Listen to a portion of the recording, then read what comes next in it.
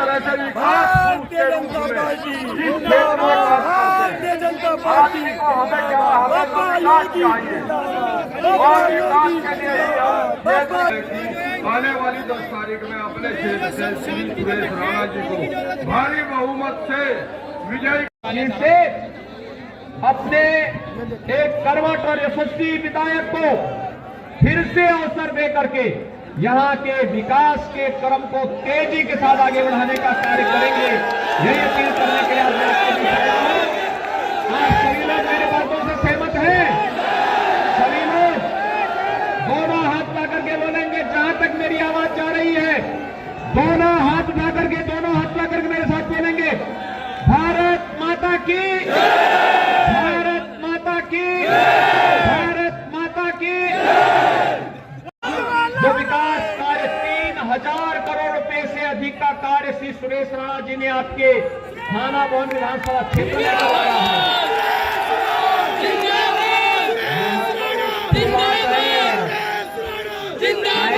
उनको 3 ही साल काम करने के लिए मिला, 2 साल से तो कोरोना से जूझते हुए फैक्ट्रियों को चलाते चलाते व्यतीत हो गया। अब तो कोरोना भी बंद है। गरीबों को फ्री में टेस्ट, फ्री में उपचार, फ्री में वैक्सीन, और एक बार फिर योगी कितने लोगों ने वैक्सीन लगाया है? 100% लोगों ने पहली डोज ले ली है। और देश की लड़ाई में हम भारत को जिताएंगे, कोरोना को हराएंगे। तो ये कोरोना समर्थकों को पूरी शिक्कत देंगे ना, जो वैक्सीन का विरोध करते थे, उन लोगों को जवाब देंगे ना। और भाइयों बहनों, मैं आप सबसे इसी बात के लिए कहने के लिए आया हूं, याद करना, ये 2 लड़कों की जोड़ी तो डार्क चोन वाली जोड़ी है। इनके समय में हैंडपंप ने भी पानी देना बंद कर दिया था। ये सूखी जोड़ी है।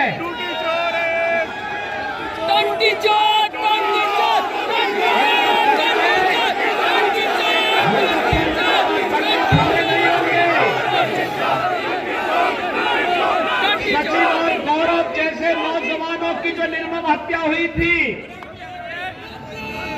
केवल इसलिए क्योंकि उन्होंने अपनी बहन की रक्षा करने के लिए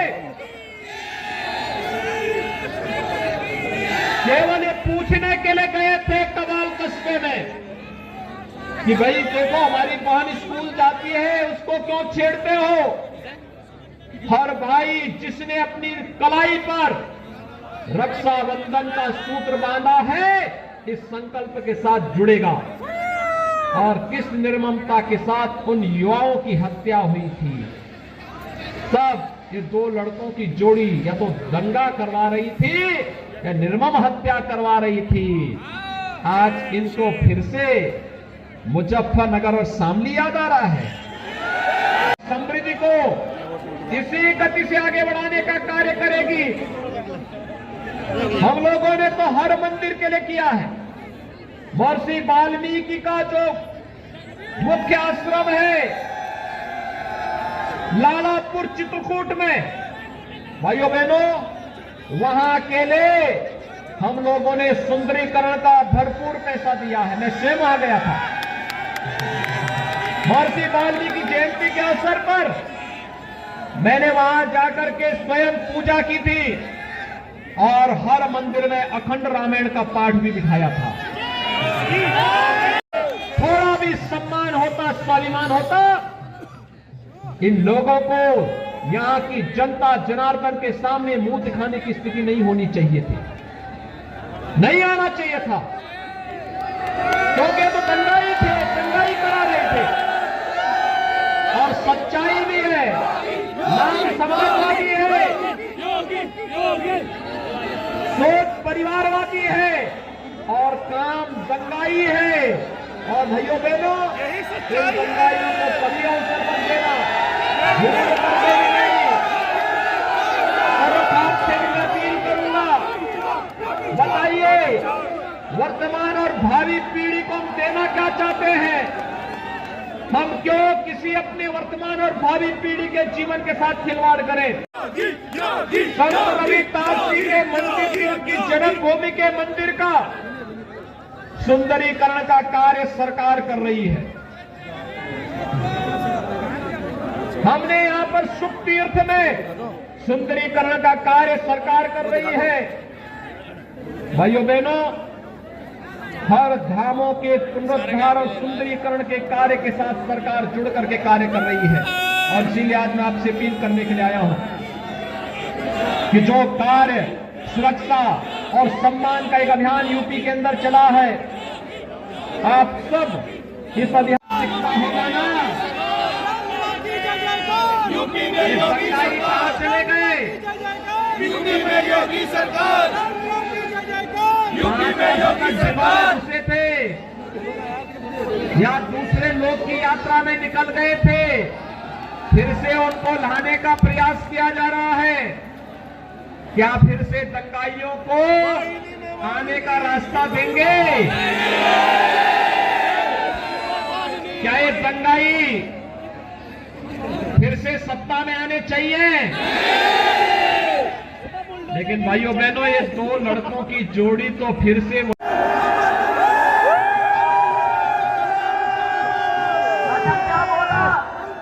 बोले फूस भर देंगे।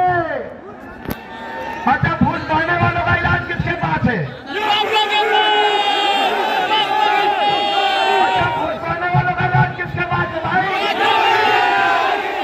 फूस भरने वालों का इलाज किसके पास है? योगी जी के पास है कि नहीं है? है कि नहीं है?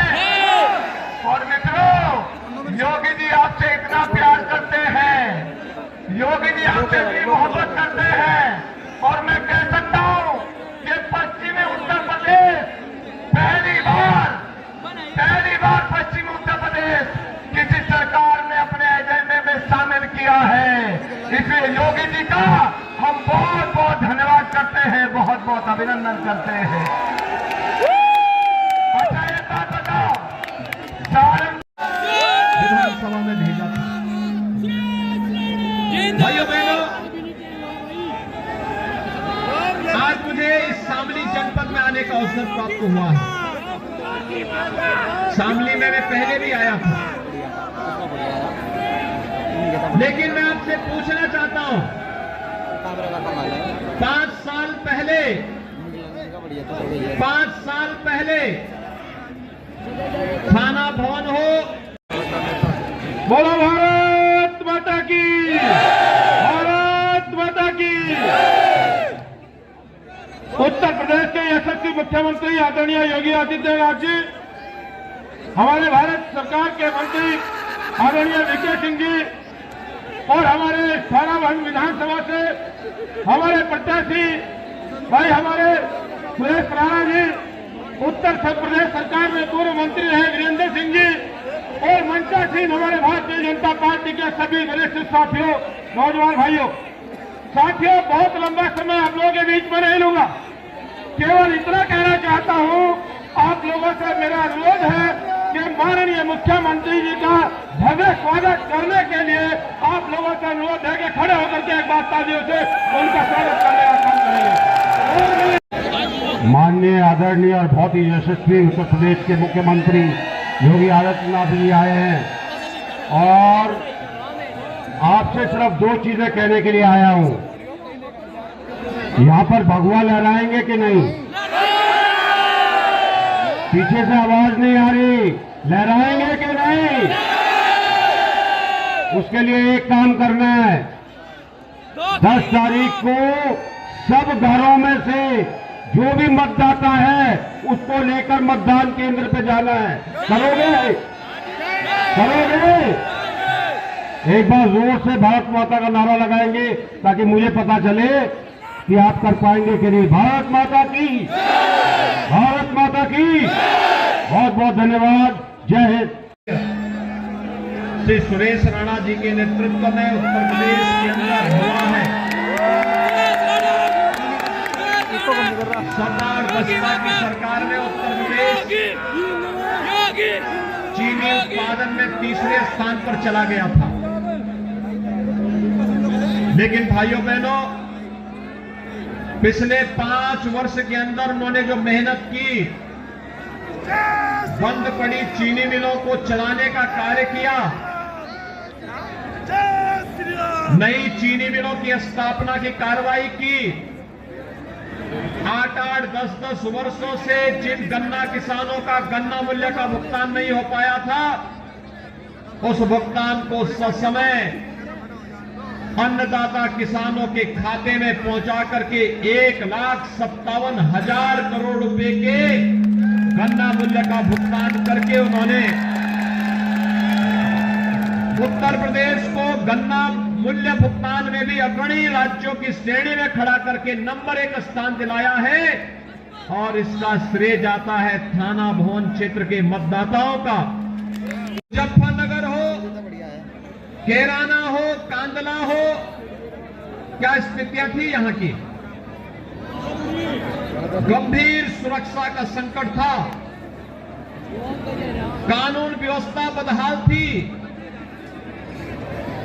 न बेटी सुरक्षित थी, न अन्नदाता किसान सुरक्षित था, नौजवान के भविष्य के साथ खिलवाड़ होता था, अराजकता चरम पर थी। और भाइयों बहनों, उन विषम परिस्थितियों में जब प्रधानमंत्री मोदी जी के आह्वान पर उत्तर प्रदेश की जनता जनार्दन ने भारतीय जनता पार्टी पर विश्वास किया, भारतीय जनता पार्टी की सरकार बनाई, पार्टी की डबल इंजन की सरकार ने उत्तर प्रदेश के अंदर सुरक्षा का एक वातावरण दिया। आज कैराना से पलायन नहीं होता, कांदला से पलायन नहीं होता। आज उत्तर प्रदेश और शामली जनपद प्रगति करता है, अपराधी यहां से पलायन करते हैं।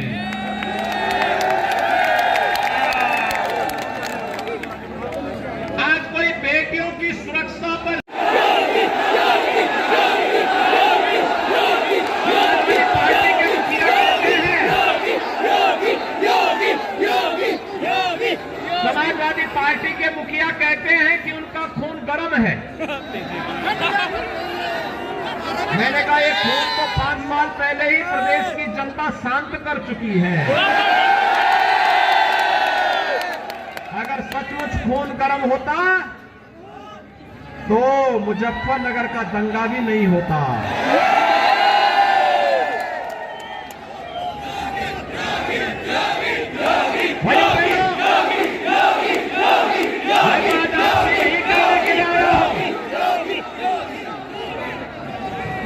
जब सोच ईमानदार होती है तो काम दमदार होता है।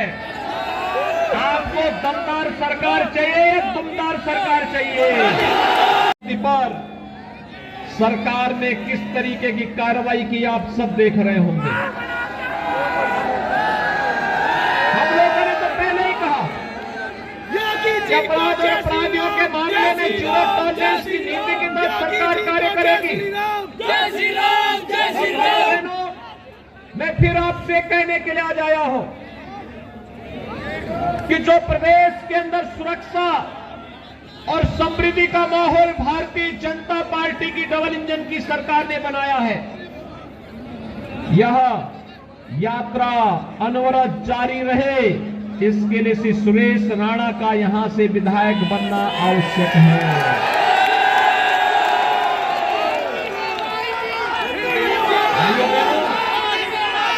आज तो कोई भी बेटी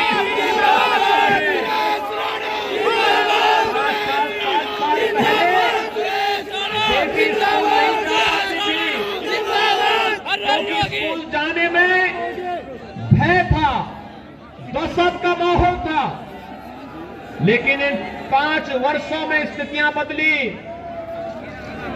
पूरी दमदार तरीके से गरीबों को राशन की फ्री में सुविधा मिले, इनके एजेंडे में था ही नहीं।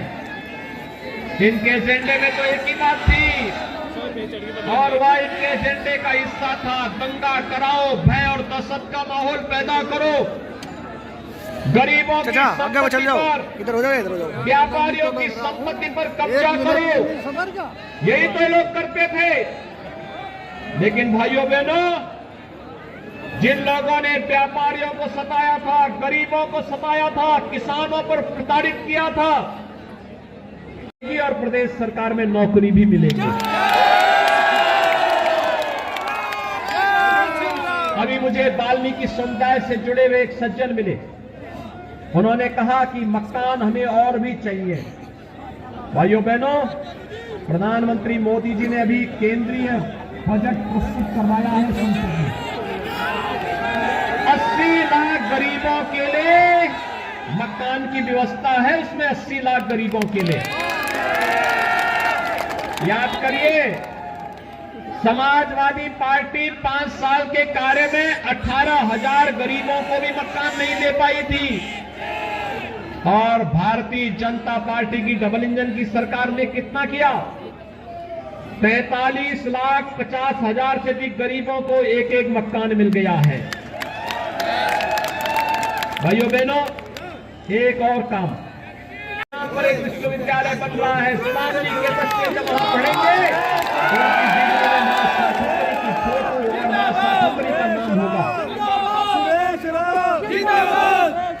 हम लोगों ने मेजर ध्यानचंद जी के नाम पर मेरठ में प्रदेश का पहला स्पोर्ट्स विश्वविद्यालय बना रहे हैं। यहां का नौजवान जो खेल कूद में आगे बढ़ना चाहता है, ओलंपिक का मेडल लेने की क्षमता अर्जित करेगा। और ओलंपिक में गोल्ड मेडल पर हम कितना पुरस्कार देते हैं मालूम है? 6 करोड़ रुपए सरकार की तरफ से हम देते हैं गोल्ड मेडल पर। रजत पदक पर 4 करोड़, कांस्य पदक पर 2 करोड़। यह पुरस्कार राशि राज्य सरकार अपने तरफ से उन खिलाड़ियों को देती है जो वहां से ओलंपिक से लेके आते हैं। और मैं चाहता हूं शामली, मुजफ्फरनगर, मेरठ, सहारनपुर, बागपत, गाजियाबाद, हापुड़, बुलंदशहर के नौजवान अधिक से अधिक मेडल जीत करके लेके आए, देश का नाम रोशन करे। और प्रदेश में निपटने का कार्य सरकार ने किया। और भाइयों बहनों, दंगाइयों को भी उनकी जगह पहुंचाने का काम भी किया। दोनों काम साथ साथ चलते गए। समाजवादी पार्टी का विकास परिवार से बाहर कभी निकल ही नहीं पाया। योगी जी के 49,000 करोड़ रुपए का गन्ना मूल्य समाजवादी पार्टी की सरकार जब जा रही थी। और भाइयों बहनों, आपको धन्यवाद देना चाहिए श्री सुरेश राणा जी को, जिन्होंने सभी गन्ना मूल्य का भुगतान करवा करके गन्ना किसानों के जीवन में परिवर्तन लाने का काम किया, चीनी मिलों को चलाने का काम किया। हमारे सांसद, हमारे विधायक, इन सबका परिश्रम है। खैर, सपा बसपा अंधेरे में रहने के आदी है। उन लोगों को बिजली पसंद ही नहीं थी, इसलिए बिजली नहीं देते थे।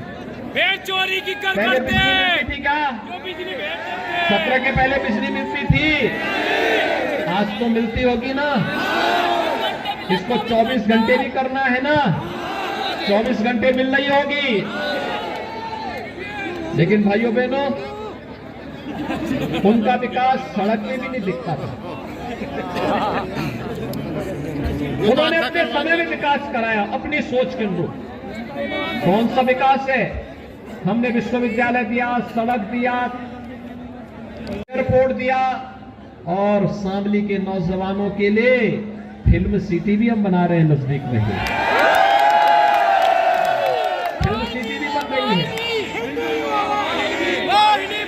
यहाँ का युवा मुंबई नहीं जाएगा, बल्कि शामली में रह करके ही अपनी कला का प्रदर्शन कर पाएगा।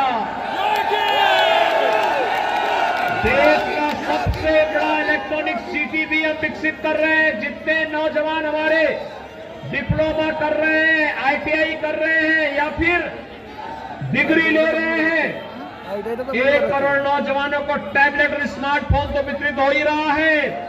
उनके लिए इलेक्ट्रॉनिक सिटी में भी जॉब उनका इंतजार कर रहा है।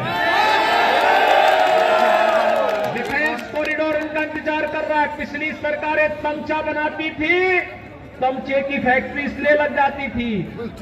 और हमारी सरकार डिफेंस कॉरिडोर बना रही है। जनरल साहब भी हमारे साथ आ जाए हैं। यहां पर बनी हुई तोपें जब पाकिस्तान की सीमा पर गरजेंगी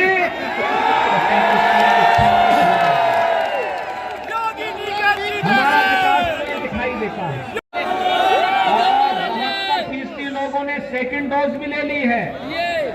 चर्चा लगा दे निकाल। भाइयों बहनों, ये जो डबल डोज ले रही है, चुनाव तक आते आते यह पहुंचेगा। मैंने पिछले आंकड़े को देख के कहा था कि चुनाव 80-20 का होगा। मैं कहता हूं 90-10 की तरफ जा रहा है। आपको लगता है ना, सपा के लोग विरोध करते थे ना वैक्सीन का, इन्होंने कहा था ना कि भाजपा वैक्सीन है, इन्होंने कहा था ना ये मोदी वैक्सीन है। ये लोगों के जीवन के साथ खिलवाड़ कर रहे थे ना। लेकिन मैं आपका अभिनंदन करता हूं, अभिनंदन इस बात का, आपने वैक्सीन लिया और वैक्सीन लेकर के वैक्सीन के विरोधियों पर जोरदार तमाचा मारा है कि नहीं। थानावाद विधानसभा क्षेत्र के विकास के साथ साथ प्रदेश के करोड़ों किसानों के जीवन में परिवर्तन लाने का जो कार्य श्री सुरेश राणा जी के नेतृत्व में उत्तर प्रदेश के अंदर हुआ है, सपा और बसपा की सरकार में उत्तर प्रदेश चीनी उत्पादन में 3रे स्थान पर चला गया था। लेकिन भाइयों बहनों, पिछले 5 वर्ष के अंदर उन्होंने जो मेहनत की, बंद पड़ी चीनी मिलों को चलाने का कार्य किया, नई चीनी मिलों की स्थापना की कार्रवाई की, 8-8, 10-10 वर्षों से जिन गन्ना किसानों का गन्ना मूल्य का भुगतान नहीं हो पाया था, उस भुगतान को ससमय अन्नदाता किसानों के खाते में पहुंचा करके 1,57,000 करोड़ रुपए के गन्ना मूल्य का भुगतान करके उन्होंने उत्तर प्रदेश को गन्ना मूल्य भुगतान में भी अग्रणी राज्यों की श्रेणी में खड़ा करके नंबर 1 स्थान दिलाया है। और इसका श्रेय जाता है थाना भवन क्षेत्र के मतदाताओं का, जिन लोगों ने उन्हें विधायक करके